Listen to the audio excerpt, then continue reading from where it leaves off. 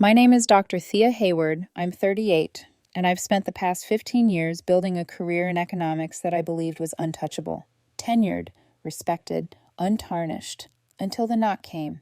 It was a Wednesday afternoon, and I was tucked into my office, grading a pile of graduate papers, the kind of work that lets you feel in control of at least one small corner of the universe. Then a firm, deliberate knock rattled my doorframe. Dr. Hayward, may we speak in my office?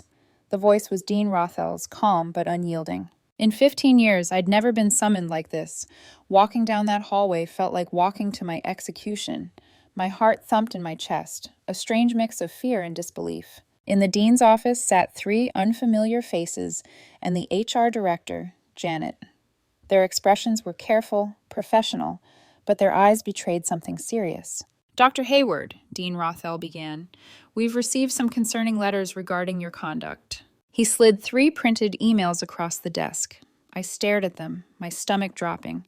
The letters claimed I was mentally unstable, inappropriate with male students, and lacking professional integrity. They recommended immediate termination. I blinked. Then I read the signatures. None of these people existed. I've never heard of these people, I said, my voice steadier than I felt. I can prove it.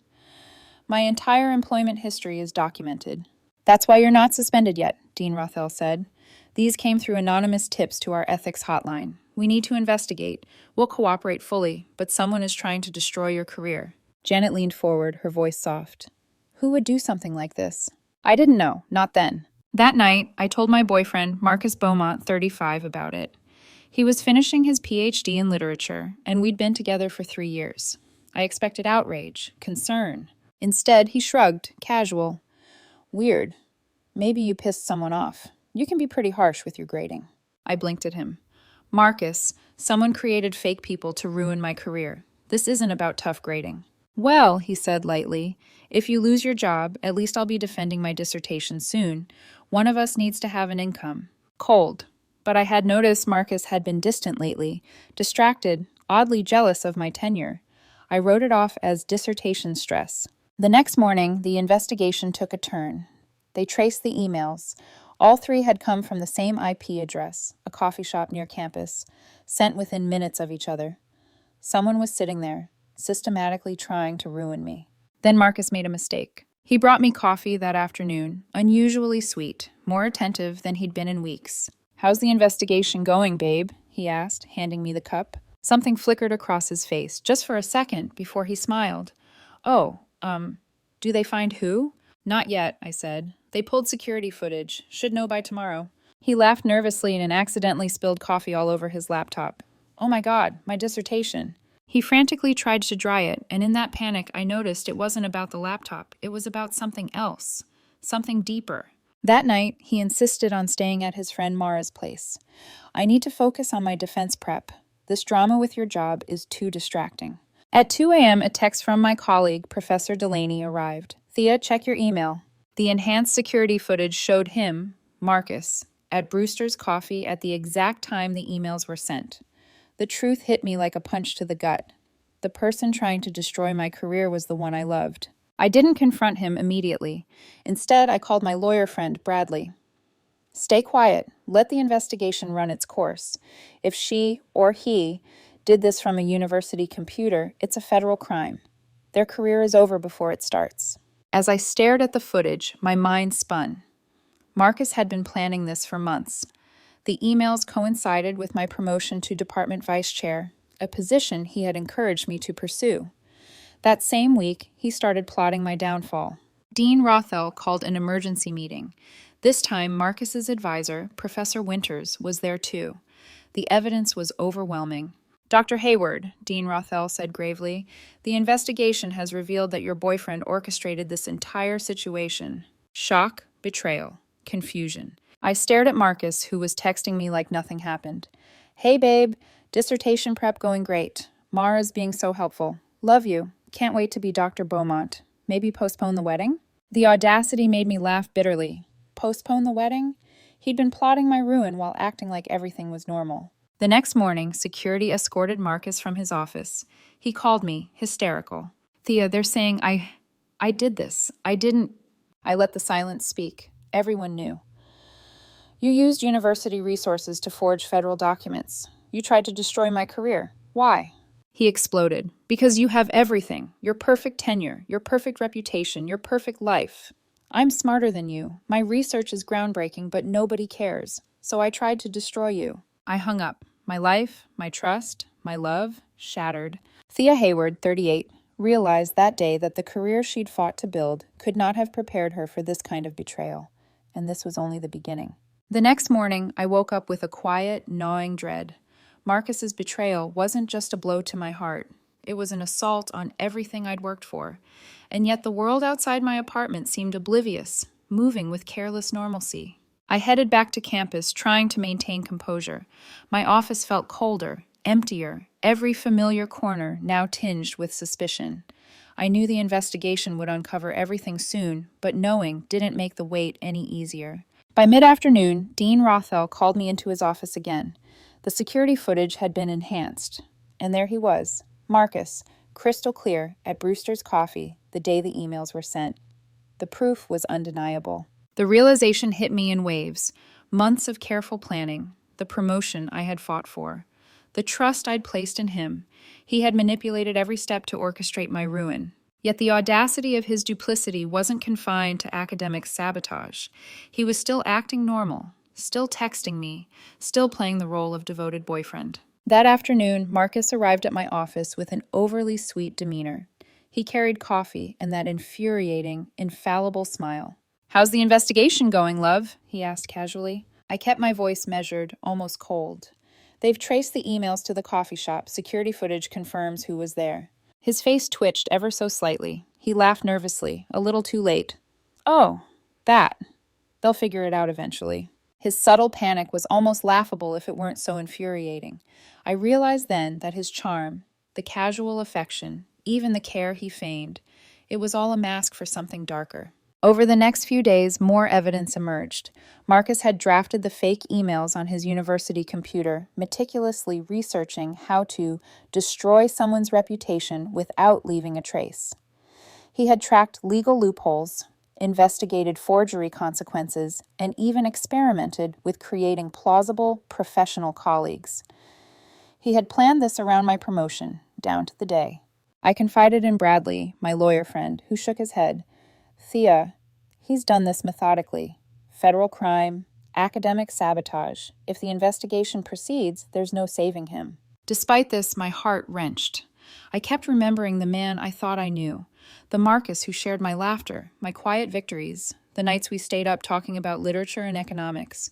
Had any of that been real? Even now, his texts kept coming. "Can't wait to celebrate your promotion tonight. Dinner? My treat." Each message felt like a dagger. The ordinary sweetness, the coffee, the smiles, the affectionate texts, hid a poisonous truth. I began replaying every moment over the past months, searching for cracks I'd missed.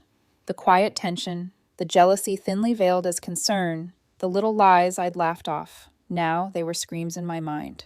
The dean called another meeting, this time with Marcus's advisor, Professor Winters. The evidence was overwhelming. Drafts, browser histories, timestamps. Every single move had been calculated. Even when confronted, Marcus initially tried denial. He claimed someone had framed him, accused me of hacking his computer, and even hinted at some imagined conspiracy to cover up his genius. But the truth was already out. Every trace of his scheme, the emails, the drafts, the coffee shop IP, spoke louder than his words ever could. And yet, Marcus wasn't finished. There was still his father, Roger Beaumont, a powerful pharmaceutical executive who began pressuring the university. Calls, emails, veiled threats. He tried to use influence and money to shield his son. I felt a mix of fury and disbelief. The betrayal wasn't just intimate, it extended into our families, into the institutions I trusted. But through it all, I stayed calm. That was my only weapon: professionalism, control, and patience. Late that night, I sat alone in my office, sipping tea, staring at the dim glow of my computer screen. Marcus had tried to destroy me, but in his arrogance, he'd underestimated one thing. I wasn't just a victim. I was Dr. Thea Hayward, and I had survived every challenge my career had thrown at me. This would be no different.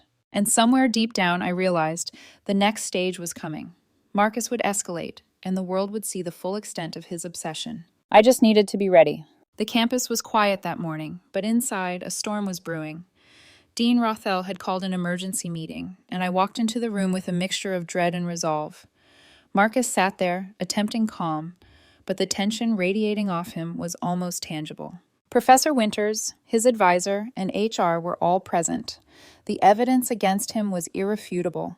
Drafts of the forged emails on his university computer, security footage from Brewster's Coffee, browser histories meticulously showing his research on sabotaging someone's academic career. Every calculated step he had taken to ruin me was laid bare. Marcus's face hardened as he tried to speak. I didn't... You did, Dean Rothell interrupted, his voice steady, almost clinical. All of it. Every forged letter, every attempt to manipulate the system, it's all documented. Your actions are a serious violation of federal law and university policy. Shock rippled through me, but it was mixed with a strange clarity. The betrayal had layers I hadn't fully processed until now. Marcus hadn't just wanted to ruin my career. He wanted to erase me from existence in the professional world, to prove his superiority, to feel powerful in a way I had never denied him. He tried to deflect, claiming I had somehow orchestrated the letters to frame him. You have something to gain here. Maybe you...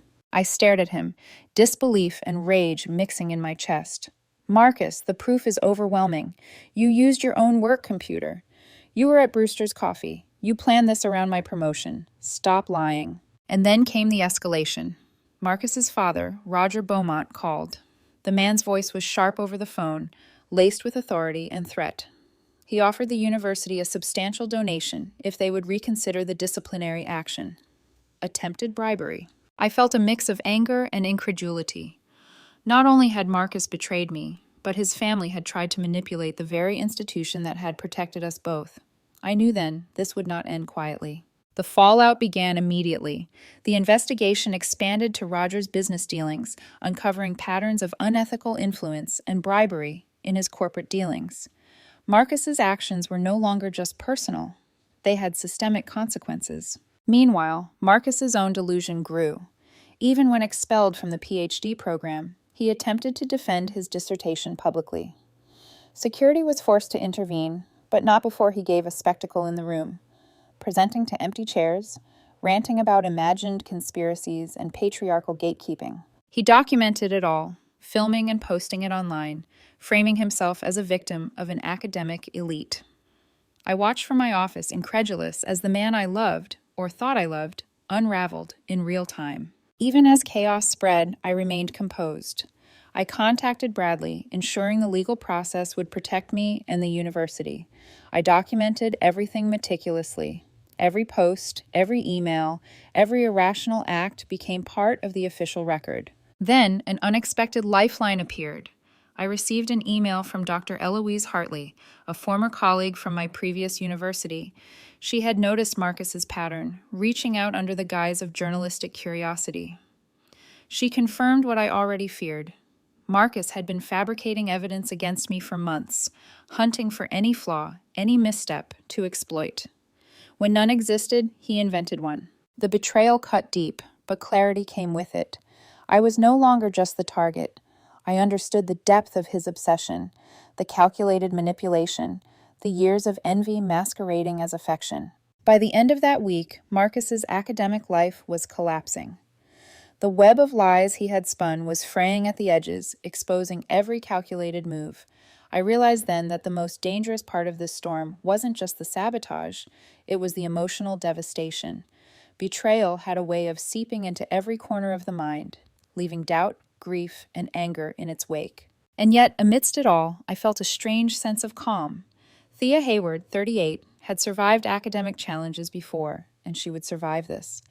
Marcus might have tried to destroy me, but he had underestimated my resilience.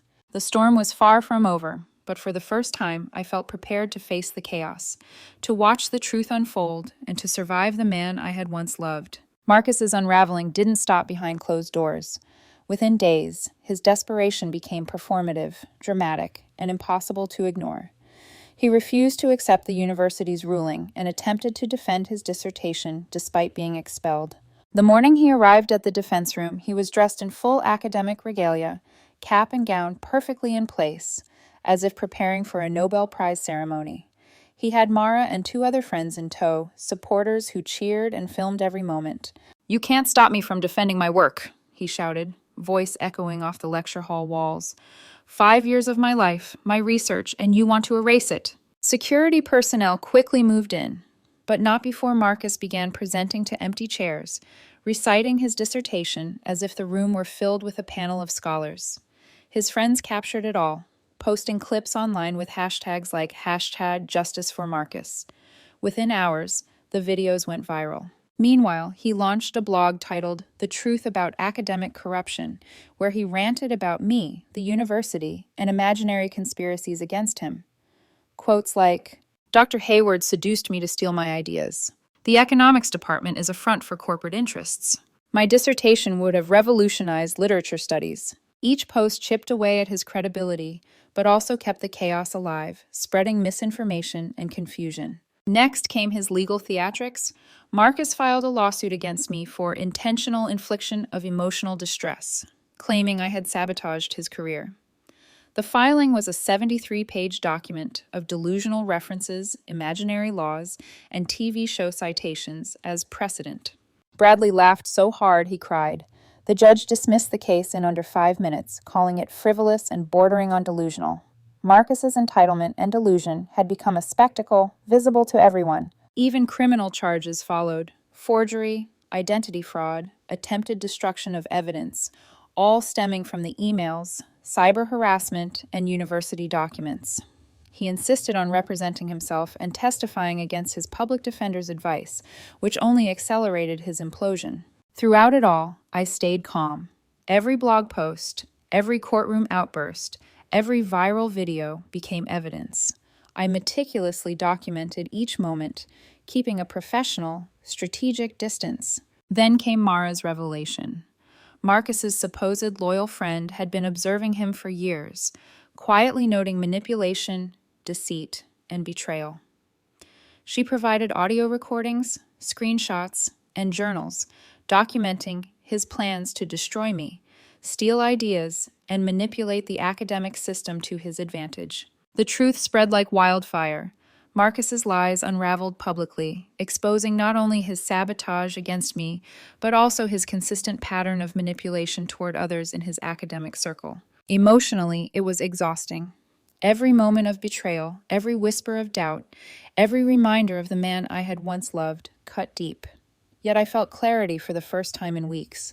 The chaos, the lies, the public spectacle, they were all part of a story I could now witness with detachment. I realized the final act was coming. Marcus would face legal consequences, his family would be scrutinized, and the truth would prevail. And when that happened, I would have to navigate the aftermath, professional vindication mingled with personal heartbreak. Even in the chaos, I clung to one thought. I survived the betrayal of someone I loved. I would survive this too. The courtroom was tense the day Marcus finally faced the consequences of his actions. Forgery, identity fraud, attempted destruction of evidence. The charges were serious and the evidence overwhelming. Every email, every security video, every blog post he had posted publicly became part of the record. Marcus insisted on testifying as if the world would bend to his delusions, but the prosecutors presented the facts clearly, calmly, and ruthlessly. Security footage from Brewster's coffee, drafts on his university computer, audio recordings from Mara exposing his elaborate plan. Every lie, every attempt to manipulate, every betrayal was laid bare. The jury deliberated for just 38 minutes, guilty on all counts. Even his father, Roger Beaumont, faced the consequences of his attempts to bribe the university. Investigations revealed a long history of unethical interference, paying someone to write Marcus's undergraduate thesis, bribing professors for grade changes, and even manipulating admissions into the PhD program. Roger's corporate career crumbled under scrutiny, and the IRS began investigating financial misdeeds related to his donations. Marcus, meanwhile, received 18 months in minimum security prison, 3 years of probation, and $25,000 in restitution to cover the costs of the investigation. He was permanently banned from academia. And yet, amidst all the chaos, life moved forward. I returned to my office, cleaned my desk, and sat in the calm silence of my own space. The betrayal had been catastrophic, but the professional vindication was complete. I was Dr. Thea Hayward, unbroken and stronger for having survived the storm. There was still heartbreak, of course, the emotional remnants of someone I had once trusted completely, but life had a way of moving forward. That forward motion came in an unexpected form. Astrid, a chef and owner of a small downtown restaurant. She had no interest in titles, publications, or academic prestige. She simply liked learning why my supply costs fluctuated, and I liked her unpretentious humor. We shared quiet dinners, laughed over misadventures in the kitchen, and slowly, deliberately, built something new. No betrayal, no spectacle, just two people learning to trust again. Occasionally, students or new faculty would ask about the Beaumont incident. It had become a cautionary tale about academic integrity, taught in ethics courses and cited in university policy. My calm professionalism during the ordeal had even inspired the Hayward Protocol, a new set of standards for handling suspicious complaints, now adopted by multiple institutions. Marcus's legacy, in an ironic twist, became a system designed to prevent others from repeating his mistakes. He wanted to be remembered in academia. Instead, his actions created safeguards that ensured no one else could replicate his deceit. And Marcus? He tried to reach out occasionally through throwaway emails, insisting he had been a misunderstood genius or that history would vindicate him. Each time, I forwarded the messages to his probation officer.